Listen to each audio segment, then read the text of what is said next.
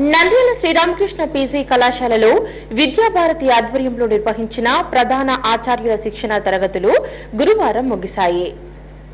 విద్యాభారతి ఆధ్వర్యంలో నంద్యాల పట్టణంలోని శ్రీరామకృష్ణ పీజీ కళాశాల ఆవరణంలో ఈ నెల 17వ తేదీ నుండి ప్రధాన ఆచార్యుల శిక్షణ కార్యక్రమం నిర్వహించారు. శిక్షణ కార్యక్రమం గురువారం ముగిసింది.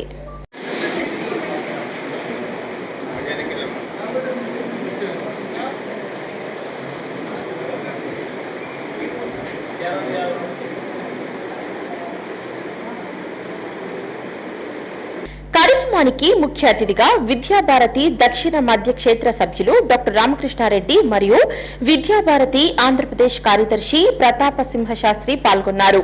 ప్రస్తుతం విద్యారంగంలో ఎదురవుతున్న సవాళ్లను ఎదుర్కొనే విధంగా ప్రధాన ఆచార్యులకు శిక్షణ నిర్వహించారు.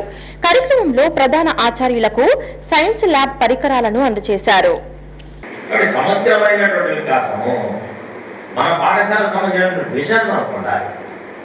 నా పాఠశాల ఇవాళ 250 మంది విద్యార్థులతో ఉంది. నా పాఠశాలలో ఇవాళ ఆట వస్తువులు 250 మందికి స్కిప్పింగ్ రోప్స్ 30 ఉన్నాయి, డెల్లీ క్యాట్స్ 6 ఉన్నాయి, బేస్బాల్ బ్యాట్స్ 2 ఉన్నాయి, బాల్స్ 6 ఉన్నాయి, వాలీబాల్ నెట్ లేదు, ఇబ్బంది లేదు. కానీ 2027 నాటికి 2030 నాటికి నా పాఠశాల ఏ విధంగా ఉండాలి, ఆ విజన్ ప్రధానపరిచారు. పాఠశాల ఉన్న స్థితి నుంచి ఉన్నత స్థితికి పాఠశాల తీసుకుపోయేటువంటి ఆ దృష్టికోణం ప్రధాన.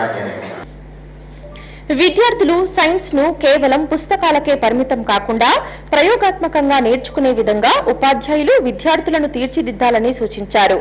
శిక్షణలో పాల్గొన్న ప్రధానాచార్యులకు మెమోంటోలను అందజేశారు.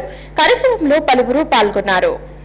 చాలా వరకు ఏంటంటే ఏదో నేను జాబ్లో జాయిన్ అయ్యాను గడుపుదాం అన్నటువంటి ఆలోచన కాకుండా నాకు అప్పచెప్పినటువంటి వర్క్ ఏదైతే ఉందో దాన్ని నిజాయితీతో చేయాలి అన్నటువంటి భావన ప్రతి ప్రధానాచార్యకి రావాలి.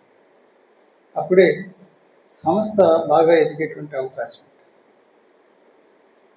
ఆ సంస్థ ఎదగడానికి ఏమేం కావాలి, ఎలా కావాలి, ఏ విధమైనటువంటి విధానాలు అనుసరించాలన్నటువంటిది ప్రతాప్ సింహ గారు చాలా కూలంకషంగా విషయాలను తెలియజేయడం జరిగింది. ఇప్పుడు మనం విద్యా సంస్థని ముందుకు తీసుకెళ్ళడం ఎట్లా? చాలా మందిలో ఆర్థిక వనరులు ఒకటి, ఆ తర్వాత టీచర్స్ లేరు అన్నటువంటిది ఒకటి, ఇట్లాంటివన్నీ కూడా మనం ఆలోచిస్తూ ఉంటాం. Where there is a will there is a way. మనసు ఉంటే మార్గం ఉంది అన్న దాని మీద మనం నమ్మకాన్ని ఉంచుకోవాలి. ఆ ఉద్దేశంతో మనం ప్రయత్నం చేస్తే సంస్థ బాగుంటుంది, సమాజం బాగుంటుంది. హలో అండి, నేను మీకు Rakshitha. Please do subscribe to Nandyal communications.